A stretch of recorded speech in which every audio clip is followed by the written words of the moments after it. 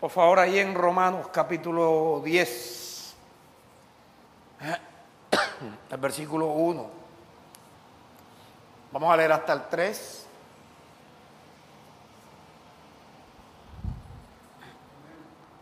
Voy a compartir contigo una enseñanza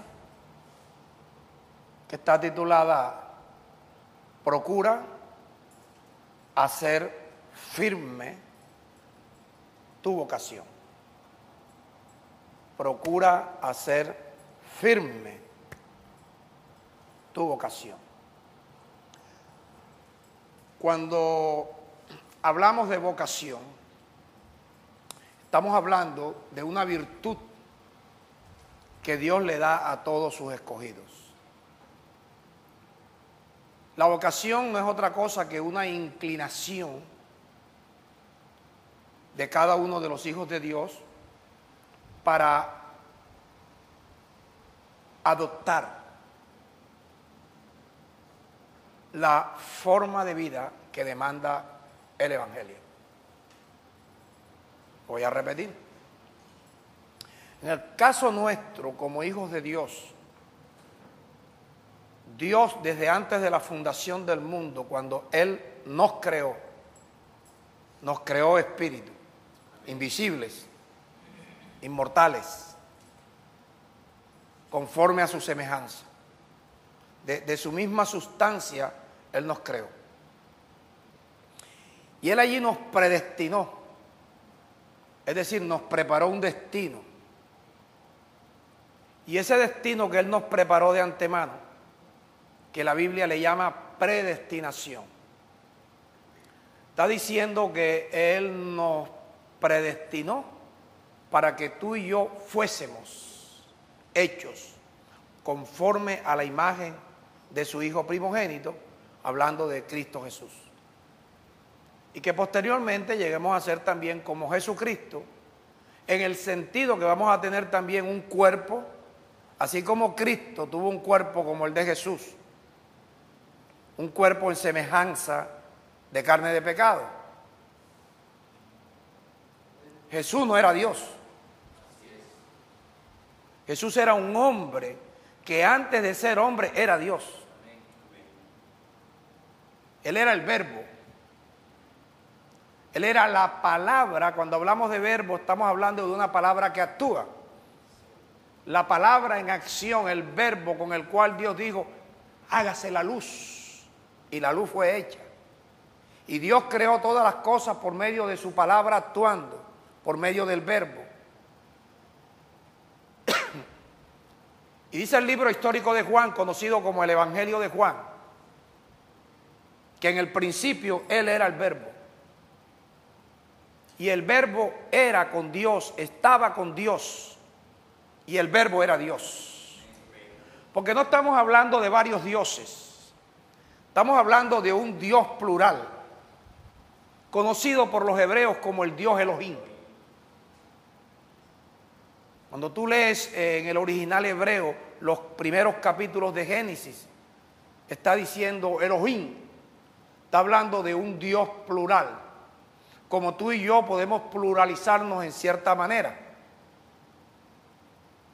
Esto lo he expuesto muchas veces. Yo aquí soy el pastor, pero también soy padre. Y también soy hijo. Y también soy esposo y soy marido. Pero yo no soy marido de todos ustedes. Dios me libre. Ni soy el esposo de todos ustedes. Pero soy el pastor de ustedes. Sí, es lo mismo, el Dios Elohim. Un Dios que en un tiempo se llamó Yahvé, pero se podía identificar también como Chiquén, como Nishi. Diferentes maneras en aquel tiempo. Ese Dios Elohim, una parte del Dios Elohim, era el verbo. Su misma palabra era Dios. Estaba con Dios y era Dios. Pero un día ese verbo se hizo carne. Ese verbo, cuando el arcángel Gabriel habló con una jovencita llamada María, su estado virginal, tenía novio. Cuando la visitó le dijo: María, has hallado gracia delante de Dios. Y María, por supuesto, no entendió, pero yo digo que de los nervios, porque María sabía, como judía, como del pueblo de Israel, María sabía que había una palabra profética del profeta Isaías, que decía: he aquí una señorita, una doncella, una mujer virgen que no ha tenido marido, va a concebir. Eso no es cosa fácil. Que tú tengas tu hija por allá de 14, 15 años, tú nunca le has visto una travesura, tiene un noviecito que la respeta y de pronto de la noche a la mañana te diga: papi, estoy embarazada. Tú sales a ahorcar al muchacho, al novio. Pero resulta que José no tenía nada que ver, sino que el arcángel Gabriel llevaba una razón, un mensaje. Así como yo cada martes, cada jueves, traigo aquí un mensaje de parte de Dios para ustedes. Así llegó Gabriel, el arcángel. María, has hallado gracia delante de Dios. Ahora concebirás en tu vientre, y el santo ser que nacerá será llamado Emmanuel, que significa Dios está con nosotros. María se turbó. Cuando María entendió, recibió esa palabra, automáticamente quedó embarazada. Lo mismo que pasó con Sara, que Dios le prometió un hijo a Abraham y tuvieron que esperar 25 años hasta que ellos pudieran creer que verdaderamente Dios le daba el hijo a Abraham, sin que Abraham tuviera que tocar a Sara. Porque cuando Sara queda embarazada, Abraham tenía 99 años. Y no era porque tuviera 99 años, sino que Abraham estaba incapacitado porque Dios lo había circuncidado. ¿Qué hombre circuncidado va a poder tener relación sexual con una mujer? Dímelo tú.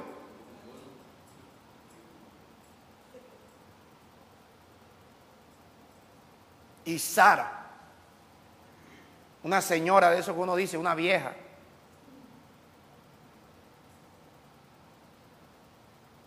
tenía como 80 años. Ahora, el problema no eran los 80 años. El asunto era que Sara era estéril.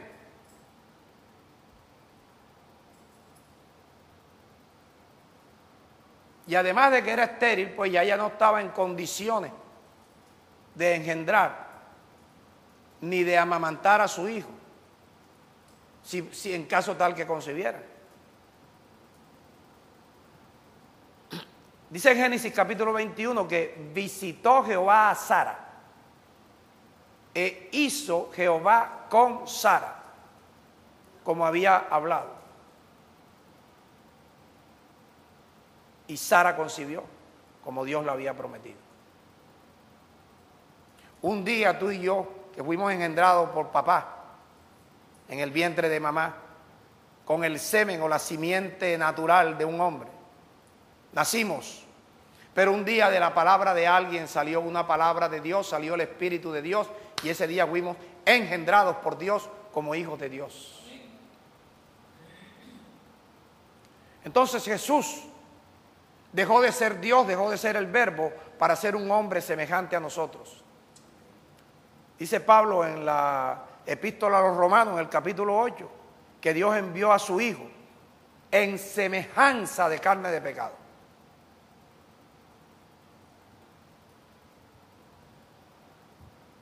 Y Jesús se muestra que no era Dios porque fue tentado en todo.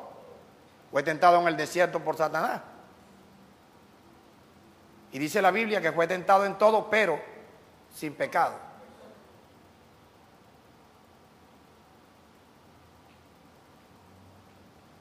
Entonces este Jesús no era Dios. Ahora observa.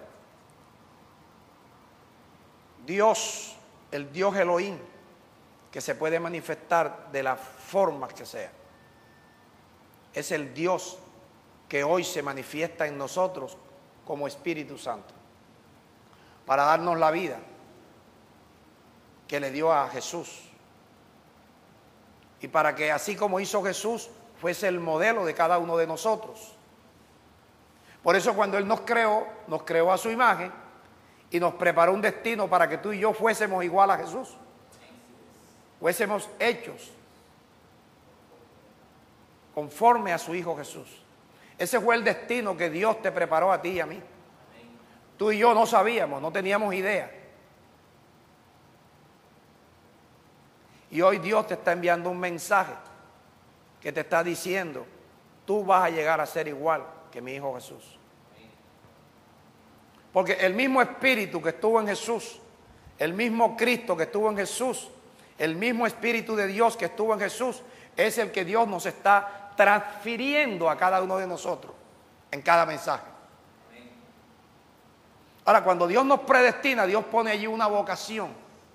Es decir, que nosotros aquí, a pesar de haber sido corrompidos por el sistema del mundo y por el sistema religioso, nosotros al oír la palabra de Dios, no la palabra de las religiones, al igual que el mundo, nos corrompió, nos pervirtió, nos desvió del destino que Dios nos había preparado. Mira, yo para el domingo te tengo una sorpresa. Yo recibí una información de un pastor, hoy no te voy a decir nombre, y las barbaridades que hacen con pruebas, investigaciones de la policía. Yo eso ni siquiera lo voy a publicar en mi Face. Pero a algunos hermanos de aquí, así como traje hoy unos versículos aquí, para que tú puedas tener confianza en hacer una oración para sanidad. Así como hace un par de domingos entregué algo parecido para que tú puedas orar por tus finanzas. Así voy a entregar el papelito para que ustedes lo lean y se den cuenta lo corrupto que son todas las religiones y todos los que trabajan para las religiones. Entonces Dios nos predestinó, y por habernos predestinado para que fuésemos semejantes a su Hijo, Dios puso una vocación en nosotros. Y esa vocación es una inclinación especial, una inclinación específica de nosotros ser atraídos por el Evangelio de Cristo para poder llevar una vida como lo demanda el Evangelio. La vocación de nuestra esperanza. Eso es lo que es el título del mensaje. Procuremos estar firmes conforme a la vocación con la que fuimos llamados. Mantengamos firme nuestra vocación. Es decir, la vocación que Dios nos dio para que nosotros fuésemos conforme a la imagen de su Hijo. Esto es, para que tú y yo podamos andar en la línea, en el camino del predestino o del destino que Dios nos preparó de antemano, que tú y yo no teníamos ni idea de eso. Ahora, por medio del conocimiento de la verdad, por medio del Evangelio, es que nosotros estamos llenándonos del conocimiento de lo que Dios tiene y quiere para nosotros. Ok, entonces, ¿qué pasó con el pueblo que Dios escogió? El pueblo de los hebreos, los israelitas. El apóstol Pablo ahí en Romanos 1 dice que, ¿está Jorge? Romanos 10, versículo 1. Pablo dice que él da testimonio de que sus paisanos, los israelitas, por los cuales él está orando para que se salven, esos israelitas, esos judíos, tienen celo de Dios. Es decir, quieren servirle a Dios, pero no saben cómo hacerlo. Y la razón por la cual no saben cómo hacerlo es porque ellos han ignorado la justicia de Dios. Se ignoran cómo Dios tiene organizado su gobierno, su reinado. Y han procurado, escuche, han procurado establecer la propia justicia de ellos, por lo cual no han podido, ni nadie jamás podrá de esa forma sujetarse a la justicia de Dios. La justicia de Dios hemos visto, Dios da sus disposiciones, las instrucciones para que tú y yo podamos cumplir los preceptos, los mandamientos, los estatutos de esa ley, de ese reinado o de ese gobierno. Ahora, el problema de muchas personas, incluso hermanos y hermanos de esta congregación, es que así como los judíos, Pablo dice que tienen celo de Dios, quieren servirlo a Dios, pero quieren hacerlo a su manera, a la manera de ellos, no a la manera de Dios, porque ignoran cómo es que Dios tiene establecido su gobierno. Es decir, a ellos les parece que es mejor como ellos dicen. Entonces Dios está procurando que nosotros, por medio del conocimiento, no solamente sepamos, sino que entendamos cómo es su justicia. ¿Verdad? Mira, en Isaías 58, vamos a leer, versículo 1.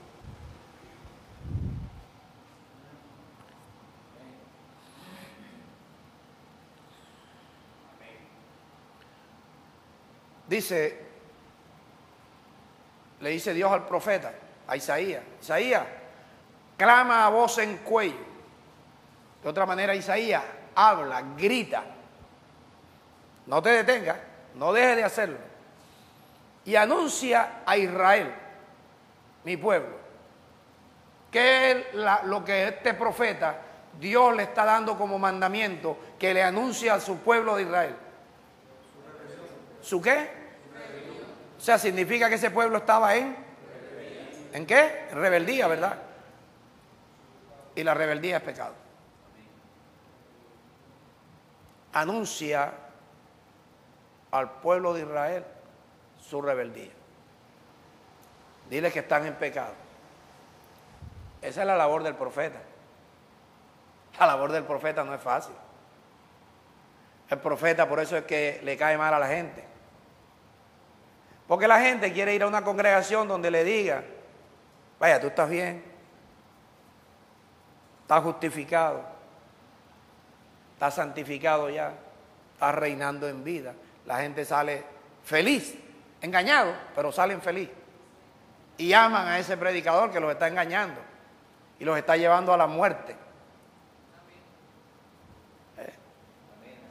Entonces, mira, el profeta tiene una misión que no es fácil. Anunciarle al pueblo de Israel su rebelión y a la casa de Jacob, lo mismo, su pecado. Y explícale que ellos me buscan cada día, quieren saber mis caminos, pero como ir donde el brujo, lo que ellos querían, como gente que hubiese ¿qué? ¿Qué es hacer justicia? Por favor, hacer las cosas como Dios manda. Por eso Jesús, cuando inicia su campaña profética, cuando inicia su ministerio, ahí en Mateo arranca diciendo, busquen primeramente el reino de Dios y su justicia. Entiendan que el reino de Dios tiene una justicia, tiene un formato, tiene un compendio de preceptos, de leyes, de estatutos, que ustedes, para poder saber si verdaderamente pueden ejercer como reyes en ese gobierno, tienen que aprender los mandamientos, los estatutos, los preceptos de esta justicia. Como gente que hubiese hecho justicia y como gente que no hubiese dejado. ¿Por qué estaban en rebeldía? Porque habían dejado las leyes de Dios. ¿Por qué estaban en pecado? Porque estaban en rebeldía. ¿Y por qué estaban en rebeldía? Porque habían dejado las leyes de Dios. Y entonces Dios tiene que utilizar a un hombre. ¿Cómo que dicen en los negocios ahora? Cipote chicharrón. ¿Ah, no? Tremendo chicharrón el de Isaías. A los profetas le tocaron unos chicharrones. ¿Sabes cuando Isaías dijo que una mujer virgen iba a quedar embarazada? Nosotros lo leemos como si nada, pero ponte en el pellejo del profeta.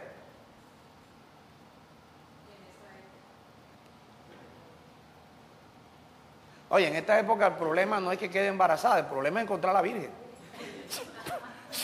Más problema eso. El problema de Gabriel en estos tiempos, buscar una muchachita virgen, ay Dios mío. Entonces ellos querían conocer los caminos de Dios, pero sin someterse a la justicia de Dios. No hacían justicia, no eran justos. No dice, se hacen piadosos, actúan como si fuesen justos. Como tú ves, la mayoría de los pastores. Los pastores, su manera de hablar, su manera de caminar, su manera de predicar, actúan como si fuesen justos. Pero cuando tú metes una lupita así por la vida de ellos, ay, Dios mío. Y sepa que yo no estoy hablando de ningún pastor. Estoy hablando de esos que Dios dice que están en rebeldía porque ellos quieren establecer su justicia y le enseñan al pueblo también que ignoren la justicia de Dios.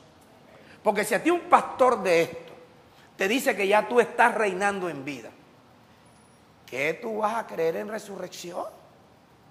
Cuando el apóstol Pablo te dice que esta carne y esta sangre no puede heredar el reino, sino cuando tengamos un cuerpo incorruptible, un cuerpo celestial, un cuerpo semejante al cuerpo con el que está resucitado Jesús, el Cristo, llamado Jesucristo, para poder iniciar un reino igual ya con un cuerpo redimido.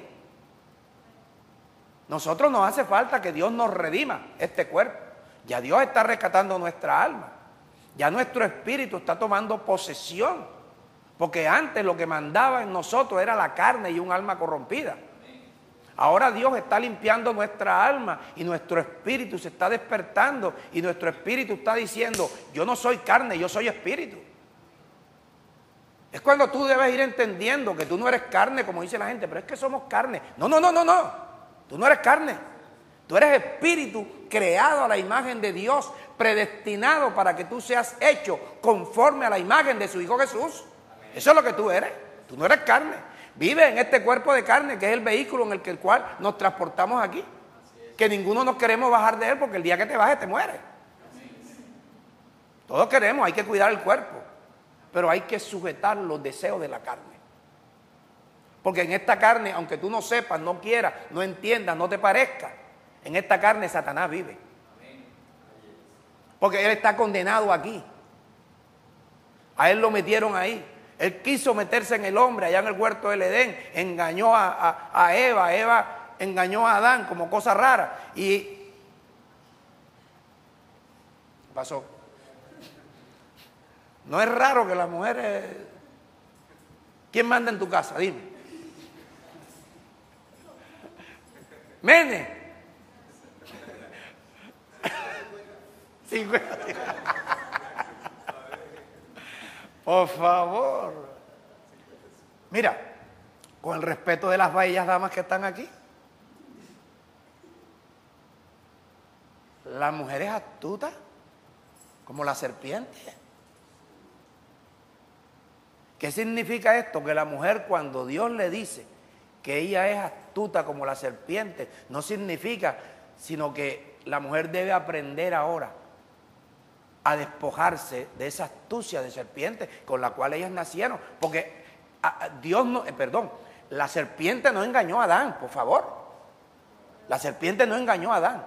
La serpiente engañó a Eva. Y Eva, como tú sabes, las mujeres saben convencer a los hombres. Pero la responsabilidad es de Adán, es del varón. Como todo varón, escucha, todo varón que está aquí presente debe escuchar, saber y entender que cuando usted tenga su mujer, usted es cabeza de su mujer, no por los genitales. Usted va a ser cabeza de su mujer cuando usted aprenda a alabar y a santificar a su mujer con esta palabra. Así ella venga con usted aquí, usted debe compartir con ella, porque el encargado de lavarla, purificarla, oíste Jorge, y santificarla son los varones. Santificarla de esa astucia que tienen las mujeres para seducir, para engañar. ¿Ve? Ahora, si un hombre no hace su trabajo como varón, como cabeza, ese hombre está en rebeldía. Escuche, si usted no lava, no santifica con el agua de la palabra de Dios a su mujer, usted está como los israelitas. Está en rebeldía.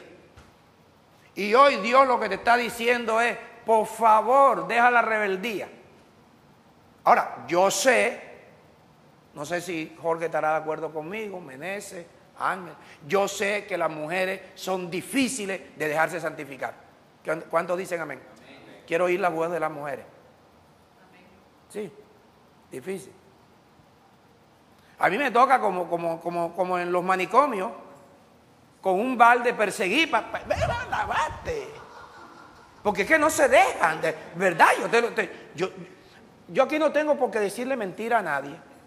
Nos reímos, pero sí, que los hogares nuestros parecen un manicomio. Tú sabes que a los locos hay que bañarlos a la fuerza. Así sea la fuerza. Santifícale, busca la manera. Pregúntale, no, pero ella viene, pastor, ella viene aquí y usted la santifica. No, esa es tu mujer, no es la mía. Bástate con la mía, por favor. Y la mujer que no se deja santificar está en rebeldía. Imagínate un hogar, dos en rebeldía. Dime para la finanza, ¿para dónde encuentras tú la finanza? Pero explícame eso. Él en rebeldía. Ella en rebeldía. Él negligente para coger el balde y vamos, te voy a lavar. Así sea.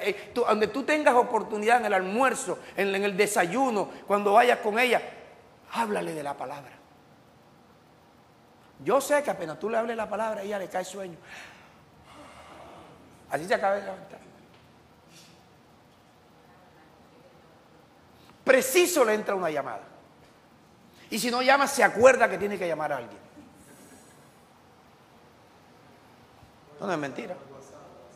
WhatsApp, todo. Entonces, mira, esto es una lucha. Por eso Pablo llama la batalla de la fe. Mira, por dónde he tenido que pasear para hablarte de la vocación. Ahora, escucha esto. Cuando el hombre no le dan ganas de santificar a la mujer, es porque el hombre como que no procura ser firme su vocación. Y cuando un varón no procura ser firme su vocación, pareciera que si no tiene vocación, no ha sido llamado por Dios, aunque venga aquí. Y si no ha sido llamado por Dios, no ha sido predestinado por Dios. Y si no ha sido predestinado por Dios y no tiene vocación, es porque no es de Dios. Por eso el mensaje es: procura ser firme en tu vocación para que tú mismo compruebes si tú eres de Dios. Porque voy a decir como lo dije el martes, con la honestidad que me caracteriza a mí y que tú lo sabes. Pero si una persona no ha sido escogida, predestinada, creada a la imagen de Dios, no tiene vocación, venir aquí es un tormento. Y yo te digo, como dicen los brasileros, esto de la fuerza esa, el Espíritu Santo, ¿cómo es?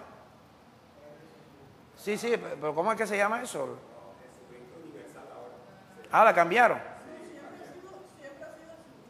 Sí, oración fuerte al Espíritu Santo. Yo te digo honestamente, si a ti te cuesta trabajo venir a congregarte, si a ti te cuesta trabajo leer la palabra de Dios, si a ti te cuesta trabajo orar conforme a lo que Dios te habla, si a ti te cuesta trabajo meditar en lo que Dios te habla, si a ti te cuesta trabajo compartir el mensaje que Dios te habla con los hermanos que lo escucharon, y si te cuesta trabajo enseñarle a otro, si te cuesta trabajo santificar a tu mujer, yo te diría, pruébate,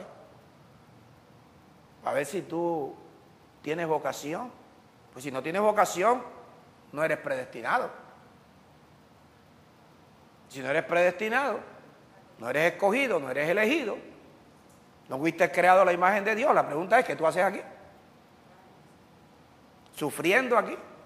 Por eso que una vez dijo un hermano, creo que fue a la esposa de Ángel que le dieron, todavía está donde el pastor recibiendo manduco. No, mira, aquí eso se llama tilipsis. El manduco se llama tilisis. Porque es la expresión que el apóstol Pablo utiliza en la época de lavar, donde las lavanderas de la época de Pablo no son como las mujeres de ahora, que cogen la ropa, la tiran ahí, hunden un botón y ella se lava. ¿Cómo se llama lo que da vuelta, el rotor que da vuelta en la lavadora? El rotor ese. Centrífuga. Pablo no hubiera utilizado la palabra manduco, hubiera utilizado la palabra centrífuga, si en aquel tiempo hubiera existido la lavadora. Pero Pablo utiliza la tilisis porque está hablando de aquella mujer que lleva la ropa al río y la batea, tampoco existía, sino una piedra quina grande. Ahí era donde ella lavaban la ropa y si la sacaban y tenía sucio, volvían y le echaban el jabón, la ponían ahí, cogían el manduco y ¡prácata! Dale manduco, ¿para qué? ¿Para que saliera qué? El sucio, ¿verdad? Esa es la tilisis que tú sientes ahora aquí. Manduco que Dios te está diciendo. Con que tú no lavas a tu mujer. Julio, el mensaje de esta noche es anunciarle a la gente que se congrega allá, que están en rebeldía y que están en pecado, como los israelitas, la casa de Jacob. Y yo digo, ay Padre, ¿quieres que me odien más? Sí, ¿para qué tú crees que yo te pago? Porque yo te escogí a ti. Entre los elegidos te escogí para que seas mi mensajero. ¿Vas a dar mensaje? No, sí, claro, ¿cómo no, Señor?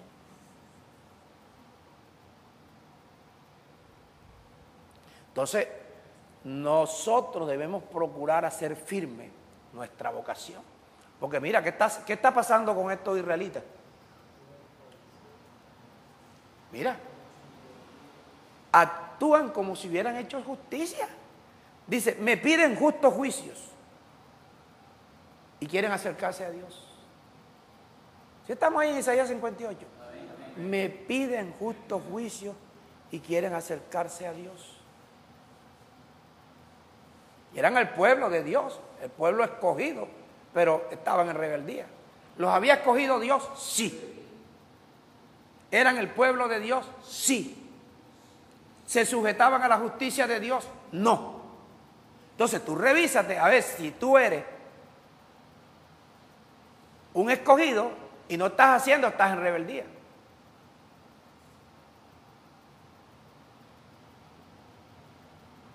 Si no haces lo que Dios te dice.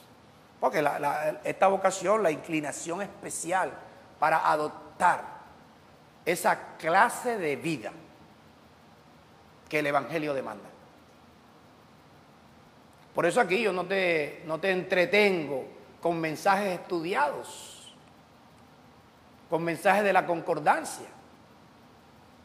Te vengo a hablar realmente de un mensaje que yo recibo de Dios, que a mí también me redarguye, a mí también me corrige, porque a mí también me enseña y a mí también Dios me da instrucciones acerca de su justicia, para que yo quede capacitado completamente para hacer mi trabajo de amor, para trabajar en esta obra del Señor, como tú, así no seas pastor, ni apóstol, ni profeta, ni evangelista, tú también tienes servicio para Dios. Dios está llamado como miembro del cuerpo, todos los miembros de tu cuerpo funcionan.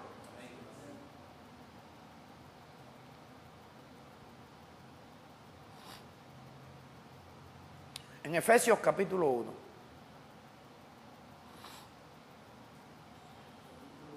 Perdón, capítulo 4.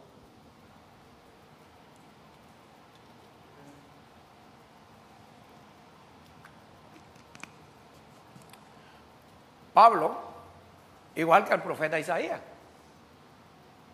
El Julio Pastor, igual que Pablo. Trayendo el mensaje esto. Yo pues, preso en el Señor, dice Pablo, yo no, gracias a Dios, les ruego que anden, que vivan, como es digno. ¿De qué? De la vocación con que fueran llamados. Es decir, lleven una vida digna de ese llamado que Dios les ha hecho. Tú sabes que nosotros tenemos una particularidad, que aceptamos el llamado de Dios después de un golpe fuerte, En el caso mío,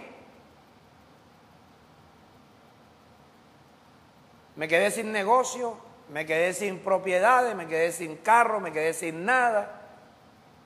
Lo único que me quedaba era mi mujer, mis hijos. Y allí fue cuando yo pude prestarle atención al llamado de Dios. No sin antes intentar entrar por la metafísica. Pero en verdad era Dios guiándome al arrepentimiento y yo tratando de me encontré con la metafísica y me encontré con las religiones. Pero realmente hay personas que cuando llegan a la cárcel o en el hospital o se les quiebra el negocio, o como en el caso mío, o pasa un golpe fuerte, es cuando le prestamos atención a Dios. Pero es un buen indicador de que Dios te llamó. Y si te llamó, mira, ahí mismo en Romanos, estamos en Romanos 8, ¿verdad? No, por eso, pero ya leímos en Efesios 4:1, ¿verdad? Ahora, regresemos a Romanos 8.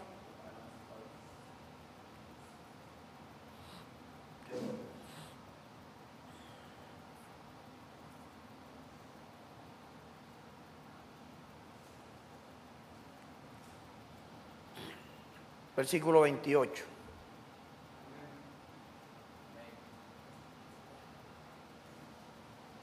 Y sabemos que los que aman a Dios, todas las cosas les ayudan a bien.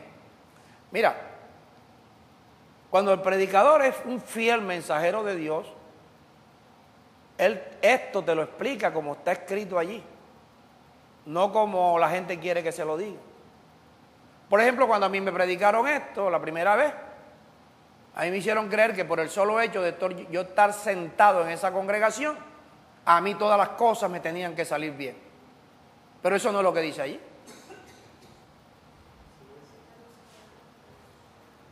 ¿A quiénes son los que todas las cosas le deben ayudar a bien? ¿Los que qué? Ahora, es fácil, si yo pregunto aquí en cualquier lugar, ¿usted ama a Dios? ¿Qué me van a decir? ¡Sí! ¡Amén! Pero cuando usted va al Evangelio de Juan, capítulo 14, versículo 6, dice que el que ama a Dios es el que guarda sus mandamientos. Entonces, la honestidad del predicador.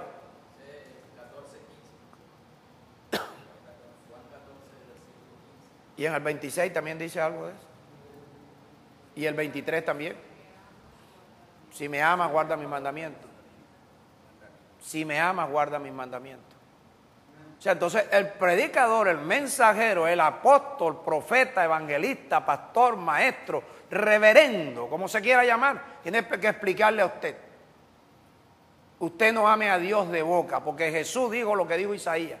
Este pueblo, de boca, de labios, de bemba, me honra, pero su corazón está lejos de mí. Con la boca todo el mundo ama a Dios. Con la boca todo el mundo cree. Con la boca todo el mundo tiene fe. Y hay gente que dice, tengo una fe grande. Pero no sé, tengo miedo. Yo, coño, si tú tienes miedo no puedes tener fe.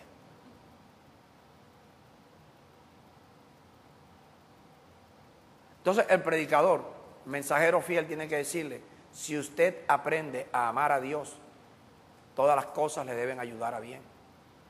Dicho de otra manera, cuando nosotros aprendemos a amar a Dios, el universo entero se pone a favor nuestro. Si llueve te conviene, si escampa te conviene. Si te casas te conviene y si te divorcias te conviene. O sea, todas las cosas se ponen a favor tuyo. Eso es lo que Dios está buscando. Ama a Dios que... Mira, cuando tú amas a Dios, como lo dice allí, cuando tú guardas los mandamientos, todas las cosas se van a poner a favor tuyo. Todas las cosas. Ahora dime tú si Dios no te ama a ti. Dios quiere que todo te salga bien.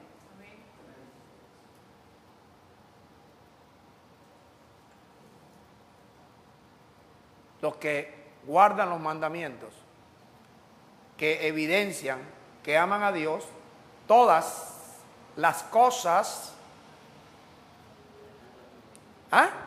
le ayudan a bien.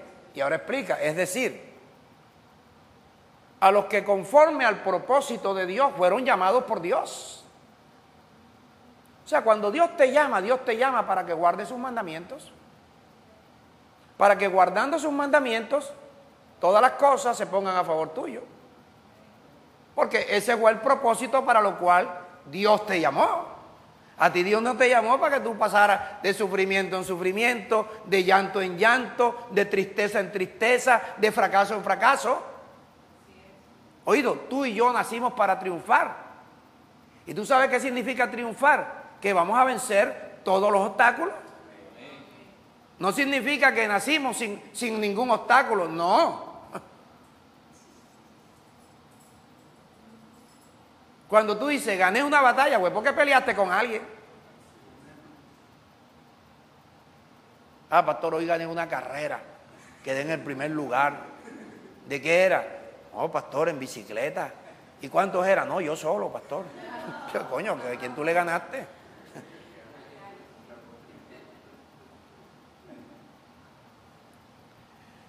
Versículo 29. Mira el propósito para lo cual Dios te llamó. Porque a los que antes conoció. O sea, Dios no llama a cualquiera. Como los grupos esos musicales, vente tú.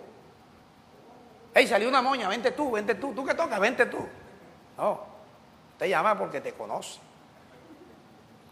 A los que antes conoció también, les preparó un destino. ¿Y cómo era el destino? Para que fueses hecho ¿qué? Conforme a la imagen de su Hijo, para que su Hijo sea el primogénito, sea el primero de los engendrados por Dios. ¿Con qué fue que Dios te engendró a ti y a mí? Fue con su palabra y su espíritu.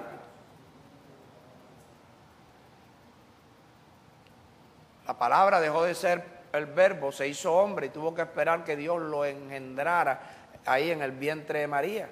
Mira, y que después el Espíritu Santo viniera a vivir en él para que él pudiera iniciar su ministerio. Jesús duró 30 años para poder recibir el Espíritu Santo. Los religiosos, el día que tú llegas ahí, te dicen, soplan, recibe el Espíritu Santo. Y es tanta, mira, la habilidad de manipulación colectiva, que la gente cuando suena el micrófono eso, se cae. Y ellos salen contentos. Dice, hermano, ahora la evidencia de que usted recibió al Espíritu Santo, hable en lengua. Y ahí va la jeringonza por aquí y jeringonza por allá. Porque no entienden que la única vez que el Espíritu Santo mostró, ya yo estoy aquí, fue cuando aparecieron lenguas como de fuego en los 120 que estaban en aposento alto, que por primera vez iban a recibir al Espíritu Santo. Habían recibido la palabra, pero la palabra estuvo haciendo un trabajo con ellos durante 3 años. Durante el tiempo que Jesús estuvo predicando, ellos estuvieran recibiendo la palabra, para que esa palabra los fuera limpiando y los preparara para que se cumpliera la palabra profética de Isaías 36. Ponla, Jorge, el versículo 25, donde Dios dice, esparciré mi palabra como un agua limpia. Ezequiel 36, 25. Esparciré mi palabra o esparciré agua limpia sobre ustedes para limpiarlo de sus inmundicias.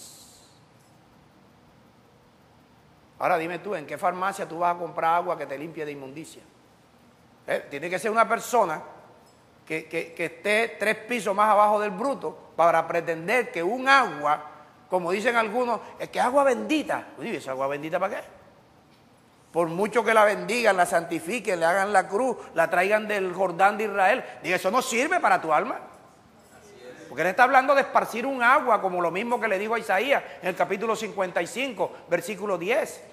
Así como la lluvia desciende de los cielos y riega la tierra y la hace germinar, y la hace producir, y le da semilla al que siembra, y le da pan al que come. Así va a ser mi palabra.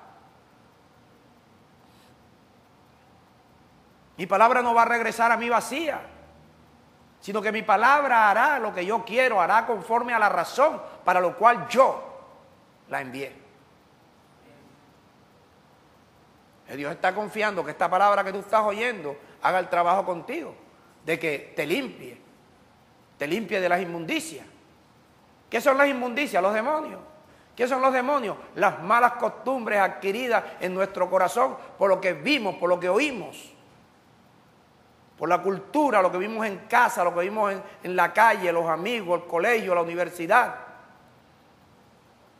Y la información mala de los religiosos, que te enseñan a que confíen más en el agua de un río que en el agua de la palabra de Dios, que puede y tiene el poder para santificarte, limpiarte, purificar tu alma, limpiarte de las inmundicias, oído, sacar fuera a los demonios. Como dijo Jesús, si yo por el Espíritu echo fuera a los demonios, ciertamente el reino de Dios se ha acercado a ustedes. O sea, esta es la palabra que te limpia de las inmundicias o echa fuera a los demonios. Oído, si tú aceptas el proceso. Mira lo que dice, está en Ezequiel 36.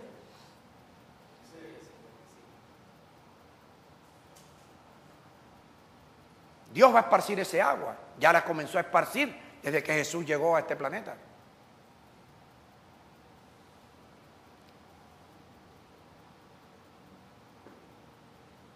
Y cuando se limpie de las inmundicias, dice que Dios va a poner un corazón nuevo. Porque ya no va a ser el mismo corazón. No dice el profeta Jeremías, engañoso es el corazón, más que todas las cosas. Y es perverso. ¿Quién lo conoce? Solamente lo conoce Dios. Que prueba la mente y prueba los corazones, para darle a cada uno conforme a sus obras. Dice el profeta Jeremías. Ahora Ezequiel te está diciendo que Dios esparcirá. Bueno, hoy la está esparciendo. Porque esto que sale de mi boca yo no lo inventé.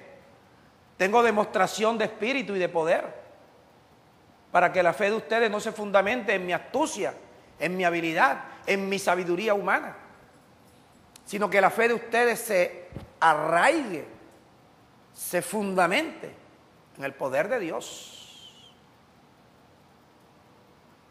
Entonces seguimos con Ezequiel. Dios pone un corazón nuevo, porque ya es un corazón que ya no te va a engañar tanto como antes, y que en la medida que tú lo limpies, el corazón deja de ser engañoso para ser un corazón nuevo con el cual tú puedas andar como es digno de la vocación con la cual Dios te llamó. Un proceso. Y entonces, en la medida que te va limpiando la palabra, de esa manera Dios va colocando su espíritu para que el espíritu que Dios coloque dentro de ti, ese espíritu haga que tú andes en los estatutos y guardes los preceptos de Dios. Si el Espíritu de Dios no llega, tú puedes intentar, tú puedes amagar y hacerle creer a la gente que lo estás haciendo, pero no. Cualquier día vuelves y caes, porque lo estás haciendo tú. Cuando lo hace Dios, nunca más tú vuelves a hacer lo que hacías antes. Eso pasó con los 120 que estaban en el aposento alto. Pasaron sus 3 años y medio, 3 años, 2 años, al pie de Jesús, oyendo palabra, palabra, palabra. No se fueron como Jesús le dijo, esperen aquí hasta que venga el Espíritu Santo de la promesa. Por eso ese día, lenguas de fuego sobre sus cabezas. Hablaron 17 idiomas, no jeringonzas, 17 idiomas hablaron en ese día, ¿verdad? Entonces, tú y yo estamos en este proceso, y el proceso es conforme a la justicia de Dios, como dice Proverbios 4:20. Hijo mío, está atento a mis palabras. Hijo mío, inclina tu oído a las razones que te envío con mi mensajero. Y no se aparten de tus ojos después que Él te las haga leer. Esas palabras no deben apartarse de tus ojos. Debes leerlas todos los días y constantemente para que puedas guardarlas en tu corazón. Porque yo quiero decirte a ti Quien no lee la palabra que Dios le habla, jamás va a creer. Porque el proceso es este: oigo, leo. ¿Cómo la guardo en el corazón? Eso que leo, lo leo 1, 2, 3, lo leo. Busco la manera de leerlo para después poder orar. Porque ya la oración, ¿qué es? Repetir lo que oíste, porque lo leíste muchas veces, ya tú puedes orar sin leerlo. Después que tú oras, ya puedes meditar, puedes pensar, tú puedes ir tranquilo en tu bus. Si el bus va lleno, tú te acomodas allí y vas pensando con tus ojos cerrados, mientras otros van, permiso señora, permiso peladita, permiso, o sea, tú estás allí en tu bus pensando. ¿Por qué tú puedes pensar en la palabra de Dios? Porque oraste. ¿Por qué tú puedes orar con la palabra de Dios? Porque la leíste. ¿Por qué tú puedes leer y sabes que vas a leer? Porque oíste el mensaje de Dios. Esa es la palabra que tienes que leer. Oh, pastor, yo no voy a la congregación, pero yo leo la Biblia, dice Dios. ¿Y a mí qué me importa que tú leas la Biblia? Yo te he mandado a leer la Biblia. Las religiones y los religiosos, los concilios, son los que te dicen: lea la Biblia en 3 meses. La puedes leer en 1 mes, que eso no te sirve, porque tú no entiendes lo que dice allí. Así es. Entonces, en la justicia de Dios, el proceso para tú poder guardar las palabras de Dios en tu corazón es como Dios dice, no como a ti te parezca. Pastor, pero a mí nunca me habían enseñado así. Por eso, porque tú nunca habías estado verdaderamente delante de un ministro constituido por Cristo, que no trabaja para un concilio, que pasa trabajo aquí como un pobre, como Pablo, que digo, como pobre, pero enriqueciendo a muchos. Esperando que la fe de ustedes crezca para yo ser engrandecido. Porque esa es la justicia de Dios. No es conforme a los pasos que te enseñan a ti en tal o cual congregación, de acuerdo a los preceptos del concilio. Sí, yo voy a hacer los estatutos del Ministerio de Enseñanza Rema. ¿A dónde tengo que mirar? La palabra de Dios. Tienen que ser iguales. No pueden diferir en nada. En nada pueden diferir. Entonces ellos hacen sus estatutos, y a partir de que hagan sus estatutos, ignorando los estatutos de Dios, todos los que van a trabajar para ese concilio van a ignorar los estatutos de Dios, al igual que los israelitas. ¿Están en qué? Rebeldía. Si están en rebeldía, ¿están en qué? En pecado, porque ignoran la justicia de Dios, porque procuran establecer la suya, por lo cual no se sujetan a la justicia de Dios. Ahora, si Dios te está diciendo, está atento, guarda mis palabras en mi corazón. ¿Cómo las guardo? Léelas.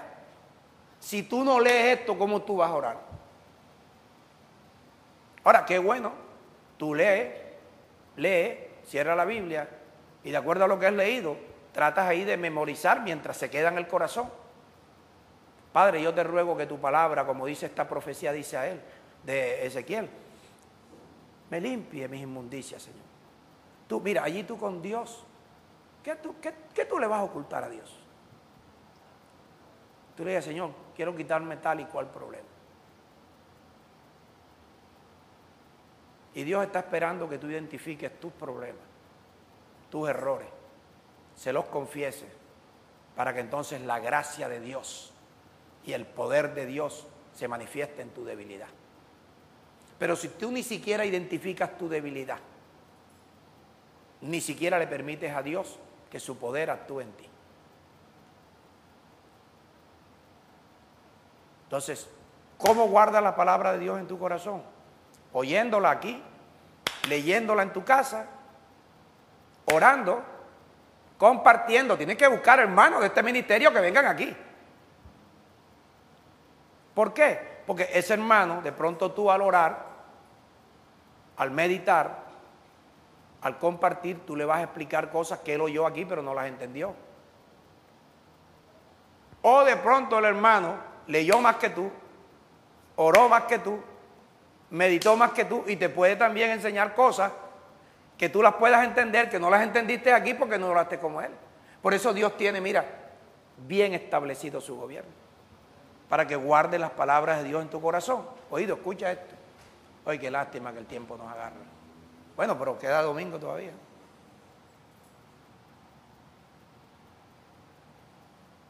Pues te dice, si tú las encuentras aquí dentro de tu corazón, dentro de tu corazón hallas la vida de Dios. Porque eso es lo que Dios está haciendo, una transferencia. Metiendo Dios la vida de él poco a poco, letra a letra, palabra a palabra, gota a gota, va metiendo Dios su vida. Pero escucha, dice, hallarás la vida aquí. Y también hallarás ¿qué cosa? Medicina para tu cuerpo. Quiere decir que si tú logras creer la palabra de Dios por guardarla en el corazón, porque con el corazón es que se cree, no con la boca, ya tu medicina la tendrás aquí. ¿Y tú sabes cómo comienza tu medicina? Porque la misma palabra te va a decir que la mejor medicina es una buena alimentación. Ya cuando tú entiendes las cosas, ¿y sabes cómo la vas a entender? De la misma manera como la vas a creer, por la insistencia, por la perseverancia. Por eso Jesús enseñó acerca de la necesidad de orar siempre. Porque la insistencia, la perseverancia es lo que va a lograr que tú obtengas el resultado que tú andas buscando. Escucha, te voy a poner este ejemplo.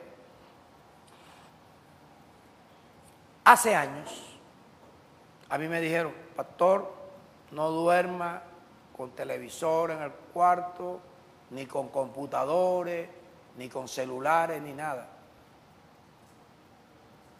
Pero yo eso lo oí y yo lo sabía, pero no lo había entendido. Después volví a leer, también me enteré, pero no lo había entendido. Ayer, escuchando un programa, hablando acerca de cómo el cuerpo se debilita cuando una persona duerme siquiera con el celular cerca de la cama. Hay personas que dicen, oye, pero yo dormí toda la noche y tengo un cansancio. Porque es que, claro, uno no ve, son como los rayos láser, tú no los ves. Pero eso está allí traspasando tu cuerpo. Y eso te va restando energía. Lo mismo el televisor. Le dije a Telma, llama a DirecTV, que vengan a sacar este chócoro de aquí. No quiero tener nada aquí ya. Porque al fin de tanto oír y leer, entendí. Y te está hablando del pastor. ¿Cuánto más la palabra de Dios? Que hay gente que cree, va a la iglesia, da 3 brinquitos, ¡ay, aleluya! Y dice, ya voy al culto, uy, qué bendición, si viera el pastor cómo predicó ya. Pues no saben nada, no entienden nada, porque le falta ¿qué? Perseverancia. Por eso te dice Dios, procura hacer firme la vocación. Voy a cerrar aquí por el tiempo. Dios te está diciendo, procura examinarte para saber si tú perteneces al grupo que yo llame. Procura examinarte para ver si tú formas parte de mi pueblo. Procura darte cuenta si tú eres parte de ese pueblo llamado iglesia. Dios te predestinó para que tú fueras miembro de la iglesia, es decir, miembro del cuerpo de Cristo. Examínate, pruébate, para saber si en verdad Dios te llamó y puso en ti la vocación de que sintieras una inclinación para adoptar ese estado espiritual que demanda el Evangelio de Cristo.